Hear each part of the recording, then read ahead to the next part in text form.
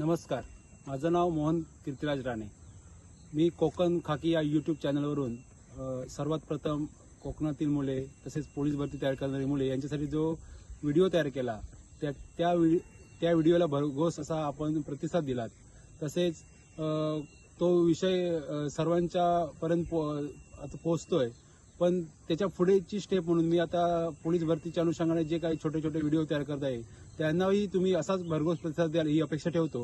आणि आजच्या व्हिडिओमधून आपण नवीन पोलीस भरतीसाठी जी तयारी करतायत मुलं, येत्या काही काळात महाराष्ट्रात 15,000+ जागांची पोलीस भरती निघत आहे। त्या भरतीमध्ये जी आता 2-3 महिन्यात कोणत्या प्रकारे तयारी करावी, संदर्भ पुस्तकं कोणत्या प्रकारे, कोणती संदर्भ पुस्तके वापरावीत, यासाठी याबाबतची सर्व माहिती आपण या व्हिडिओतून घेणार आहोत।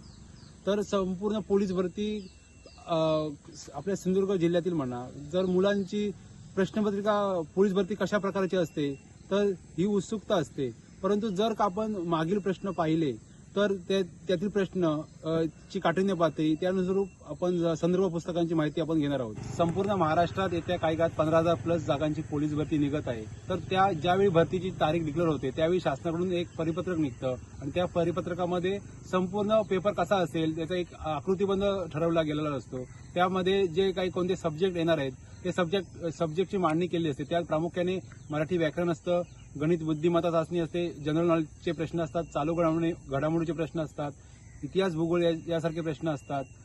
तसेच स्थानिक जिल्ह्यानुरूप विविध प्रश्नांचा समावेश असलेली प्रश्नपत्रिका तयार होत असते।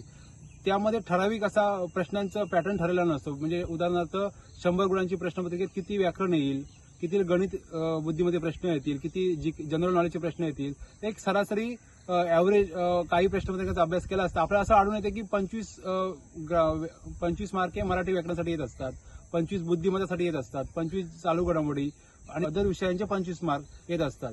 परंतु असं प्रत्येक प्रश्नपत्रिकेत ऑल महाराष्ट्रात होईलच असं नाही। तर त्यासाठी कधी कधी 40 गुणांचं पण गणित बुद्धिमत्ता येऊ शकतं, कधी कधी 40-60 गुणांचं जीके पण जनरल नॉलेज पण येऊ शकतं। अशा प्रकारे एक ठराविक, परंतु जे काही येईल ते त्या जे विषय दिले त्या विषयाच्या विषयातीलच प्रश्न असतात। ते विषय सोडून कुठचेही प्रश्न त्या समाविष्ट नसतात।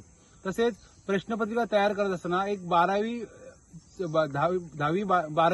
पास झालेल्या विद्यार्थ्यांना गृहीत धरूनच प्रश्नपत्रिका तयार केलेली असते। पोलीस भरतीची प्रश्नपत्रिका आपण जर पाहिली तर ती 7वी स्कॉलरशिपच्या लेवलचे गणित बुद्धीमध्ये प्रश्न असतात।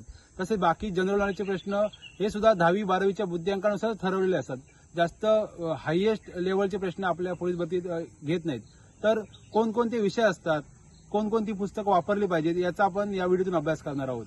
तर प्रथमतः आपण मराठी व्याकरण घेऊया। मराठी व्याकरण हे आपण 5वी-6वी दर इयत्तेमध्ये आपण शिकत आलो, परंतु ज्यावेळी आपण आता पोलीस भरती देत असतो त्यावेळी काही कन्सेप्ट आपल्या क्लिअर होत नसतात। मग यासाठी एक संपूर्ण महाराष्ट्रात स्पर्धा परीक्षा करणारी मुलं आहेत ते साधारणतः बाळासाहेब शिंदे जे लेखक आहेत औरंगाबाद मधील, तर त्यांचं बुक यूज करत असतात। त्याचप्रमाणे मराठीसाठी व्याकरणासाठी मोरा वाळंबे यांचं सुद्धा मराठी व्याकरण हे एक पुस्तक आहे। दोनापैकी कोणतेही बुक तुम्ही एक यूज करू शकता। प्रत्येक वेळी एका सब्जेक्टसाठी जास्तीत जास्त बुक करण्यापेक्षा एकच पुस्तक जास्त वेळा करणं गरजेचं ठरेल। मराठी व्याकरण जर आपण बाळासाहेब शिंदेचं घेतलं त्याच्या मागे जे प्रिव्हियस इयर क्वेश्चन आहेत तेही वाचणं फार गरजेचं असतं। जर मराठी व्याकरणाची अजून खोलवर तयारी करायची असेल तर लोकसेवा पब्लिकेशन अप्पा हातनोरे लेखक आहेत, तर त्यांचं एमपीएससी आयोगाचे आतापर्यंत झाले PYQ म्हणजे प्रिव्हियस मागील वर्षांच्या प्रश्नपत्रिकांमध्ये जे मराठी व्याकरणाचे प्रश्न आहेत त्यांचं अॅनालिसिस करून सांगितलेलं पुस्तक बाजारात उपलब्ध आहे। बाळासाहेब शिंदे यांचं एक व्याकरणाचं पुस्तक किंवा मोरा वाळंबे यांचं व्याकरणाचं पुस्तक हे एक दोनापैकी एक पुस्तक घ्यायचं। तसेच त्याच्यासोबतच एक अप्पा हातनोरे एमपीएससीचं प्रश्न आहे ते घ्यायचं। म्हणजे जर का तुम्ही शब्दांची जाती टॉपिक बाळासाहेब शिंदे यांच्या पुस्तकामध्ये वाचलात तर त्याच्यावर आतापर्यंत आयोगाने विचारलेली प्रश्नपत्रिका त्यांचं अॅनालिसिस आपल्याला कुठच्या पुस्तकात मिळेल तर ते अप्पा हातनोरे लोकसेवा पब्लिकेशनच्या पुस्तकात मिळेल। म्हणजे 2 पुस्तकांची ही जोडगोळी जर आपण अभ्यासली तर आपली मराठी व्याकरणाची तयारी परिपूर्ण होऊन जाते। ह्या 2 पुस्तकांच्या व्यतिरिक्त 25च्या 25 मार्क जे आहेत त्या 2च पुस्तकांमधले येणार आहेत। एखाद दुसरा प्रश्न चुकू शकेल, इकडे तिकडे होऊ शकेल, परंतु जे काही 99% आपण जर पाहिलं तर ते ह्या 2च पुस्तकांमधले मार्क असतात। त्यानंतरचा विषय आहे गणित बुद्धिमत्ता। गणित बुद्धिमत्ता तसं पाहिलं तर बहुतांश मुलांना तो कठीण विषय वाटत असतो, ती भीती निर्माण झालेली असते. मग त्याची जर तयारी आपल्याला शून्यापासून करायची असेल तर तुम्ही प्रथमतः 5वी ते 8वी ही जी काही गणित पाठ्यक्रमाची पुस्तकं आहेत, 5वी स्कॉलरशिप आणि 8वी स्कॉलरशिप, ही गणित बुद्धिमत्तेचा बेस आहे. तो बेस करणं फार गरजेचं आहे. तुम्हाला कमीपणा वाटेल की आपण आता ह्या वयात 5वी 8वीचा अभ्यास कसा काय करायचा, परंतु ते करावं लागेल. ते जर केलात तर तुम्ही जी मार्केटमध्ये उपलब्ध पुस्तकं आहेत त्यांचा अभ्यास करू शकता. उदाहरणार्थ तुम्हाला जर घ्यायचीच असेल तर सतीश वैसे लेखकांचं पुस्तक असेल, ते तुम्ही गणित बुद्धिमत्तेसाठी यूज करू शकता. बुद्धिमत्तेसाठी करायचं असेल तर अनिल अंकलकी लेखक आहेत, त्यांचं पुस्तक तुम्ही उपलब्ध करून ते यूज करू शकता. पण प्रथमतः मी सांगेन 5वी आणि 8वी स्कॉलरशिपची जी पुस्तकं आहेत ती खूप मस्ट आहेत. तीच आपला मार्क बेस तयार करतात गणित बुद्धिमत्ता, आणि एव्हरेजली मार्क गणित बुद्धिमत्तेमध्ये आपल्याला मिळून जात असतात. ही 2 पुस्तकं वापरायची आहेत. त्यानंतर तिसरा सब्जेक्ट आहे तो म्हणजे जनरल नॉलेज, जे की त्यामध्ये इतिहास येते, भूगोल येते, विज्ञान येते, मानवी विज्ञान येते आणि इतर राज्यघटना यासारखे विषय असतील. मग यांसाठी कोणतं पुस्तक वापरायचं, तर बाजारामध्ये असंख्य लेखकांची पुस्तकं आहेत. आपल्याला स्कोर काढण्यासाठी जर आपल्याला करायचं, पोलीस भरती ओरिएंटेड जर पुस्तक यूज करायचं असेल तर बारामती प्रकाशनचं आहे, सह्याद्री प्रकाशन बारामती पुणे, उमेश उपनवर लेखक आहे, त्यांचं पुस्तक तुम्ही जो ठोकळा आहे पोलीस भरतीचा तो यूज करू शकता. किंवा तात्यांचा ठोकळा जो आहे पोलीस भरतीबाबत, एमपीएसचा ठोकळा नाही तर स्पेशल पोलीस भरतीचा जो ठोकळा आहे तो यूज करू शकता. दोन्हीपैकी एक कोणतंही पुस्तक यूज करा. त्यातून तुम्हाला सर्व सामाजिक विषय आहेत, राज्यघटना, पॉलिटी, विज्ञान हे सर्व विषय त्यातून कव्हर होत जातील. त्यानंतर आहे करंट अफेअर. करंट अफेअर हे तुम्ही रोजच्या रोज ज्या आपल्या आजूबाजूला ज्या घडामोडी घडत असतात त्यांचा अभ्यास करणं खूप गरजेचं ठरतं. करंट अफेअरचा अभ्यास करताना लक्षवेध नावाचं एक पुस्तक आहे, बळीराम हावे लेखक, त्याचं दर तिमाही 6 माही अशी पुस्तकं निघत असतात, ती यूज करायची. तसेच जी काही पृथ्वी प्रकाशन किंवा पृथ्वी परिक्रमा यांसारखी जी मासिक आहे दर महिन्याला जी निघतात, ते एक मासिक कोणत्याही प्रकारचं एक मासिक तुम्ही यूज केलात आणि सोबत ते बळीराम हावे यांचं जे पुस्तक आहे चालू घडामोडीचं, त्यांचं एक अंक जरी वापरत गेला तरी चालू घडामोडीची तयारी होऊन जात असते.